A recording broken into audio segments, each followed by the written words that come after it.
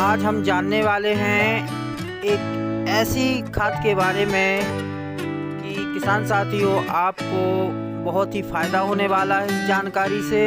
और साथ ही साथ हमारी जो यूरिया खाद की जो ये कह लीजिए जो सबसे भारी भरकम जो बोरी होती है 50 किलो की होती है, उसके स्थान पर अगर हमें कोई हल्की चीज़ मिल जाए और उससे अधिक बेनिफिट हो तो हमें वही लेना चाहिए। तो किसान साथियों, अब हम बात करने वाले हैं यूरिया दानेदार खाद और नैनो तरल खाद के बारे में। तो इन दोनों में हम अंतर भी बताएंगे कि हमें कौन सी बढ़िया खाद है, कौन सी का हमें उपयोग करना चाहिए। हमें तरल यूरिया का प्रयोग करना चाहिए या हमें दानेदार खाद का उपयोग करना चाहिए। तो किसान साथियों, आज हम आपको बता दें कि हमें ज़्यादातर हो सके तो नैनो तरल यूरिया का ही उपयोग करना चाहिए और ये बहुत अच्छी है, इसका रिजल्ट भी बहुत अच्छा है।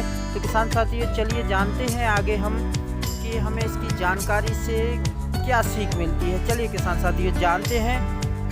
जाने सबसे अच्छा यूरिया खाद कौन सा है किसान साथियों? तो नैनो तरल यूरिया यानी आधा लीटर की सीसी में वो खाद जो एक बोरी यूरिया से कहीं ज़्यादा काम करती है। विशेषज्ञों के मुताबिक नैनो तरल यूरिया से न सिर्फ उत्पादन बढ़ता है बल्कि फसल की गुणवत्ता भी अच्छी होती है। नैनो तरल यूरिया क्या है?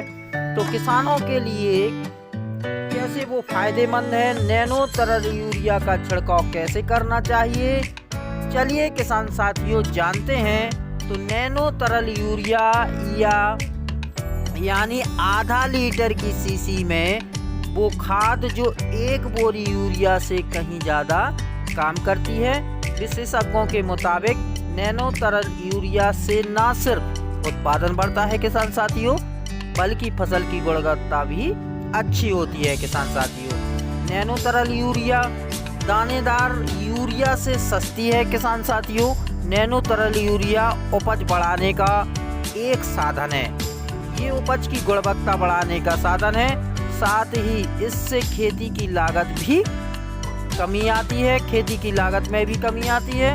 और प्रोफेसर के तिवारी बताते हैं कि प्रोफेसर तिवारी जी कानपुर स्थित चंद्रशेखर आजाद कृषि विश्वविद्यालय में मृदा विज्ञान विभाग के हेड हैं। किसान साथियों, साथ ही वो इफ्को और नैनो प्रोडक्ट से जुड़े हैं। तो फसलों में नाइट्रोजन की कमी को पूरा करने के लिए किसान यूरिया का इस्तेमाल करते हैं, लेकिन अभी तक यूरिया सफ़ेद दानों के रूप में उपलब्ध थी, जिसका इस्तेमाल करने पर आधे से भी कम हिस्सा पौधों को मिलता था, बाकी जमीन और हवा में चला जाता था। भारत नैनो तरल यूरिया को लॉन्च करने वाला पहला देश है।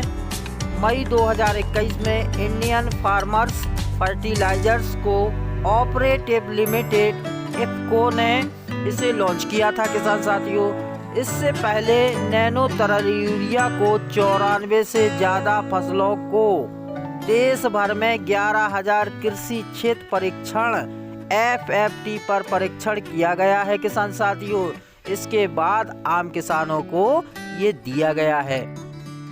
इफ्को के मुताबिक इसको धान, आलू, गन्ना, गेहूं और सब्जियों समेत सभी फसलों पर बेहद अच्छे परिणाम मिले हैं। उत्तर प्रदेश में इफ्को के राज्य विपणन प्रबंधक अभिमन्यु राय भी कहते हैं किसान साथियों के नैनो तरल यूरिया के कई फायदे हैं।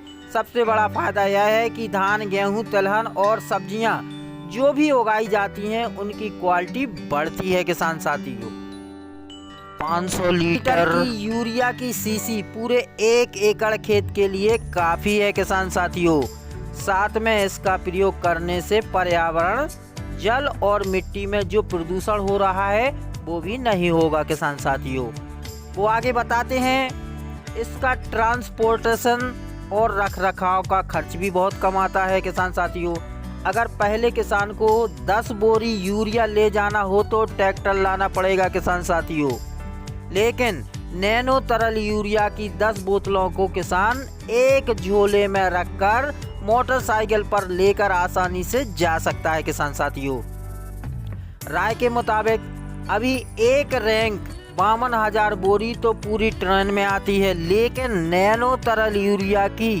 52,000 बोतलें तो सिर्फ एक ट्रक में ही आ जाएंगी। किसान साथियों, भारी भरकम गोदाम की भी इसमें ज़रूरत नहीं पड़ती है। किसान साथियों, इससे लागत भी कम आएगी तो किसानों को सस्ती खाद मिलेगी।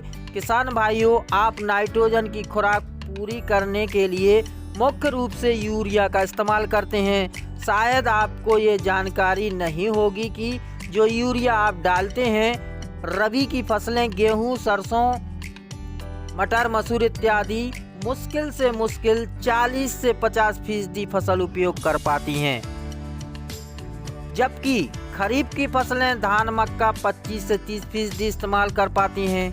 यानी अगर 100 किलोग्राम नाइट्रोजन देते हैं तो फसलें सिर्फ 25% इस्तेमाल कर पाती हैं।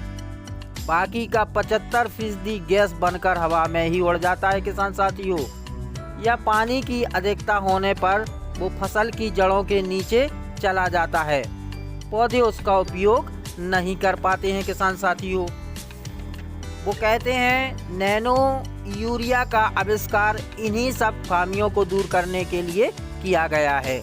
नैनो तरल यूरिया का उपयोग हम फसल की पत्तियों पर छिड़काव के माध्यम से करते हैं। किसान साथियों, हमें नैनो तरल यूरिया को कैसे डालना है तो किसान साथियों, इसको हम छिड़काव के माध्यम से करते हैं। छिड़काव के लिए 1 लीटर पानी में 2-4 मिलीलीटर नैनो यूरिया मिलाना होता है। यानी जो 15 लीटर की टंकी होती है, फसल की ज़रूरत के अनुसार 30 से 60 मिलीलीटर मिलाना होता है।